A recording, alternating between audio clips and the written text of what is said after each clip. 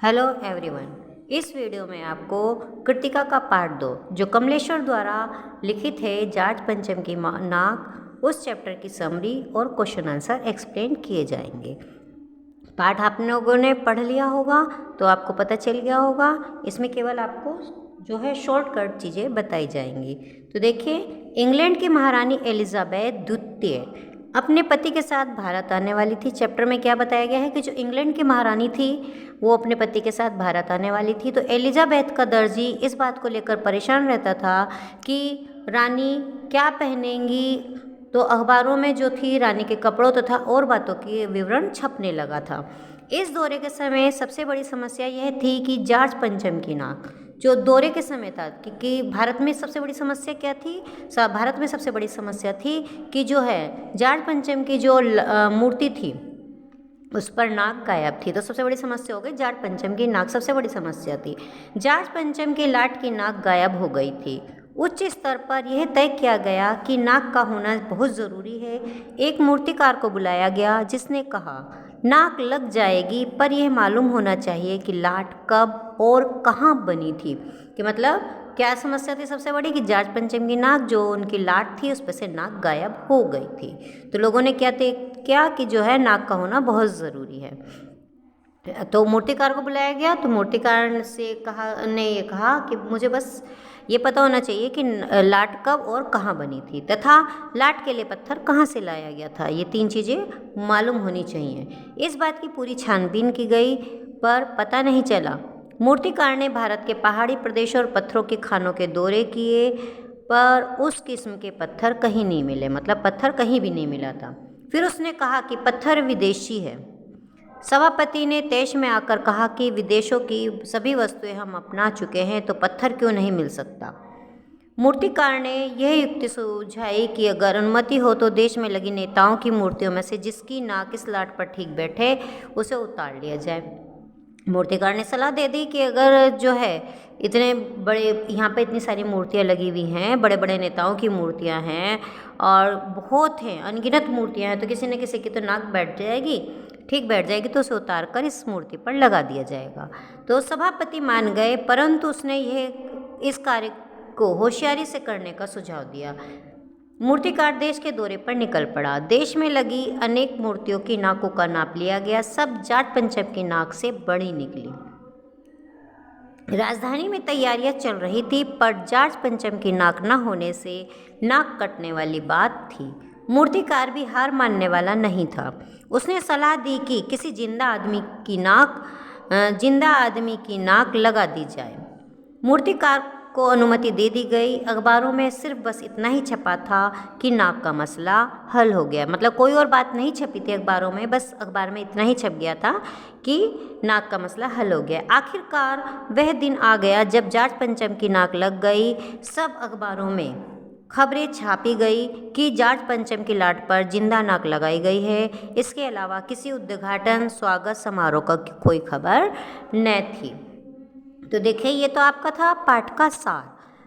Chapter आप पढ़ेंगे तो आपको बहुत अच्छी तरीके से क्लियर हो जाएगा। ये तो आपको एक सार के रूप में बताया गया है। अब इसके बाद चलते हैं हम क्वेश्चन आंसर की ओर। तो देखिए, इसके जाट पंचम की नाक के जो क्वेश्चन आंसर हैं, तो देखिए पहला क्वेश्चन है सरकारी तंत्र में जाट पंचम की नाक लगाने को लेकर जो चिंता या बदहवासी दिखाई देती है वह उनकी किस मानसिकता को दर्शाती है। क्वेश्चन को ध्यान से समझेंगे कि जो सरकारी तंत्र है, मतलब सरकारी जो काम है, सरकारी लोग हैं, उनमें जो जाट पंचम की नाक लगाने को लेकर जो चिंता थी, जिस तरीके से वो परेशान थे, तो वो उन लोगों की किस मानसिकता की ओर को दिखाती है। देखिए, इसमें पॉइंट वाइज है तो पॉइंट वाइज हम लिखेंगे। कैसे? सरकारी तंत्र, पहला पॉइंट है क्या है, सरकारी तंत्र जागरूक तभी होता है जब विपदा सिर पर आ बैठती है। कि सरकारी जो है काम तब ज़्यादा होते हैं जब उनके ऊपर बिल्कुल ही विपत्ति आ जाती है, मतलब बिल्कुल उनके ऊपर कुछ ना कुछ कोई ना कोई आ बैठता है। तो पहला पॉइंट था सरकारी तंत्र जागरूक तभी होता है जब विपदा सिर पर आ बैठती है। फिर नेक्स्ट पॉइंट था सरकारी तंत्र में हर मामले पर कमेटियां बनाई जाती हैं, सभाएं होती हैं और निष्कर्ष कुछ नहीं निकलता। ये क्या हो गया सरकारी तंत्र में? कि कमेटियाँ बनेंगी, सभाएं होंगी और जो है उनका निष्कर्ष परिणाम कुछ नहीं निकलता।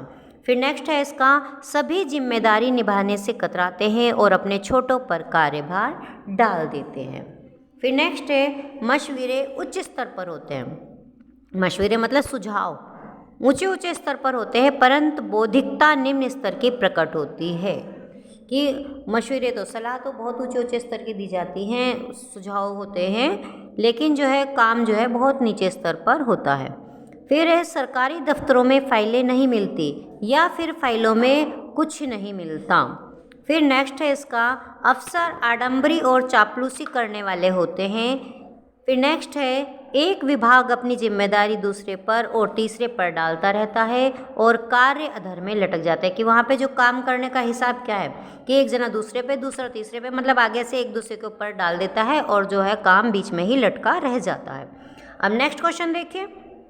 नेक्स्ट क्वेश्चन है, रानी एलिजाबेथ के दर्जी की परेशानी का क्या कारण था? उसकी परेशानी को आप किस तरह तर्क संगत ठहराएंगे?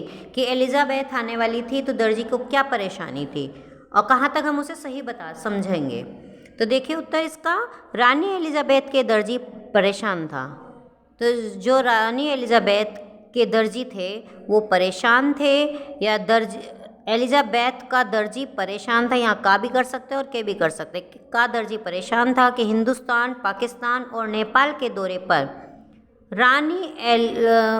दौरे के समय रानी कौन सी पोशाक पहनेगी? कि मतलब दर्जी क्यों परेशान था कि वो जो है हिंदुस्तान, पाकिस्तान और नेपाल के दौरे पर रानी कौन सी पोशाक पहनेगी। दर्जी की परेशानी ठीक थी क्योंकि उसे रानी द्वारा विशेष अवसरों पर पहनी जाने वाली वेशभूषा का ध्यान रखना पड़ता था। तो यहाँ पे कह रहे हैं कि दर्जी की परेशानी जो थी वो ठीक ही थी, क्योंकि उसे जो है कहाँ जाना है, कैसे कौन से कपड़े पहन के जाएगी, तो उसका पूरा ध्यान रखना पड़ता था। तो इसलिए उसकी परेशानी का कारण सही था। फिर नेक्स्ट क्वेश्चन है, और देखते ही देखते नई दिल्ली की काया पलट होने लगी। नई दिल्ली की काया पलट होने लगी। नई दिल्ली के काया पलट के लिए क्या क्या प्रयत्न किए गए होंगे? क्वेश्चन है देखिए कि नई दिल्ली की रानी आने वाली थी, इंग्लैंड की रानी आ रही थी, तो किस तरीके से दिल्ली की काया पलट हो गई और क्या क्या कार्य किए गए थे? तो देखिए उत्तर, किसी भी बड़े शासकीय अधिकारी के किसी नगर अथवा देश में आने पर उसके स्वागत में सरकारी भवनों पर रंग रोगन कर उन्हें सजाया जाता है। पहला तो यही हो गया कि जो है कोई भी बड़ा अधिकारी आएगा, किसी नगर या देश में आएगा, तो उसके स्वागत के लिए सरकारी भवनों पर रंग रोगन कर उन्हें सजा दिया जाता है। फिर हो गया, ऐतिहासिक स्थानों की अच्छी तरह साफ सफाई की जाती है। अगर हम इसे पॉइंट में लिखें तो पहला पॉइंट ये हो गया। दूसरा पॉइंट हमारा ये हो गया कि ऐतिहासिक स्थानों की अच्छी तरह साफ सफाई की जाती है। और फिर है नेक्स्ट हो गया, देखिए सरकारी इमारतों पर लाइटें लगाई जाती हैं तथा सड़कों के किनारे झंडे लगाए जाते हैं। पॉइंट में लिखेंगे तो इस तरीके से बन जाएगा। बाग बगीचों को सुंदर बनाया जाता है, सुरक्षा का उचित प्रबंध किया जाता है। और फिर नेक्स्ट पॉइंट आगे, सड़कों नालियों को ठीक करने के साथ उनकी सफाई का भी विशेष ध्यान रखा जाता है। यह सब भी महारानी के दिल्ली आगमन पर किया गया होगा। ये सब चीज़ें हो गई। अब इसके बाद देखिए नेक्स्ट क्वेश्चन, जॉर्ज पंचम की लाट की नाक को पुनः लगाने के लिए मूर्तिकार ने क्या क्या यत्न किए? कि जॉर्ज पंचम की लाट पे जो नाक लगाई गई, दोबारा लगाने के लिए मूर्तिकार ने क्या क्या प्रयास किए थे, क्या क्या कोशिशें की थी? तो उत्तर है इसका, जॉर्ज पंचम की लाट की नाक को पुनः लगाने के लिए मूर्तिकार ने सबसे पहले तो यह जानने का प्रयास किया कि यह किस खान का पत्थर है। उसने देश के समस्त खानों का दौरा किया किंतु बात नहीं बनी। पहला क्या था कि कौन से खान का पत्थर है, उसने सारी खानों का दौरा कर लिया मूर्तिकार ने, लेकिन बात नहीं बनी। पुरातत्व विभाग की फाइलों की भी धूल झाड़ी गई कि जो पुरातत्व विभाग थे उनकी फाइलों को भी देख लिया था उसने, उनसे भी कोई बात जानकारी ना मिली। यही नहीं, देश में लगी मूर्तियों की नाकों को भी जॉर्ज पंचम की लाट पर लगाने का प्रयास किया गया, पर सबकी नाकें बड़ी निकली, अतः उन्हें लगाने का विचार छोड़ दिया। फिर उसने एक जिंदा नाक लगाने का प्रयास किया जो कतई पत्थर की नहीं लगती थी। आगे समझ में आपको? अब चलते हैं नेक्स्ट क्वेश्चन की ओर। नेक्स्ट क्वेश्चन है, नाक मान सम्मान व प्रतिष्ठा का घोतक है। देखिए सबसे बड़ा है कि नाक जो है किसका घोतक है? मान सम्मान का व प्रतिष्ठा का घोतक है। यह बात पूरी व्यंग रचना में किस तरह उभर कर आई है, लिखिए। उत्तर इसका, नाक मान सम्मान व प्रतिष्ठा का घोतक है, इसलिए नाक रखना, नाक ऊंची करना, नाक पर मक्खी न बैठने देना, नाक कटना आदि मुहावरे बने हैं। हमारे में देखिए मुहावरे हैं नाक के ऊपर कि ना जो है नाक का क्या है, नाक रखना, नाक ऊंची करना, नाक पर मक्खी ना बैठने देना, नाक कटना आदि मुहावरे हमारे भारत में बहुत अधिक बने हुए हैं। तो देखिए जाट पंचम की नाक कटने से उसका अपमान होने का संकेत मिलता है। पाठ में भारतीयों की उस मानसिकता को भी दर्शाया गया है जिसमें वे विदेशी लोगों की नाक ऊंची रखने के लिए अपने महापुरुषों को भी नीचा दिखाने को से नहीं चूकते। इस पाठ में चीज़ दिखाई गई है। फिर देखिए नेक्स्ट क्वेश्चन, जाट पंचम के लाट पर किसी भी भारतीय नेता यहाँ तक कि भारतीय बच्चे की नाक फिट न होने की बात से लेखक किस ओर संकेत करना चाहता है? तो उत्तर देखिए इसका, लेखक ये स्पष्ट करना चाहता है कि वे भारत के महापुरुषों, स्वतंत्रता सेनानियों, नेताओं तथा मासूम बच्चे जिन्होंने देश की आज़ादी के लिए अपने प्राण अर्पित किए हैं के सामने कोई भी विदेशी बोना लगता है। अब फिर नेक्स्ट क्वेश्चन, अखबारों में जिंदा नाक लगाने की खबर को किस तरह से प्रस्तुत किया गया है? देखिए क्वेश्चन है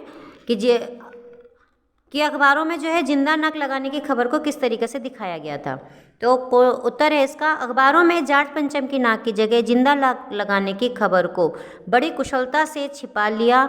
उन्होंने बस इतना ही छापा, नाक का मसला हल हो गया है। राजपथ पर इंडिया गेट के पास वाली जाट पंचम की लाट के नाक लग गई है, बस इतना ही छापा अखबारों में। फिर नेक्स्ट क्वेश्चन था, नई दिल्ली में सब था सिर्फ नाक नहीं थी। इस कथन के माध्यम से लेखक क्या कहना चाहता है?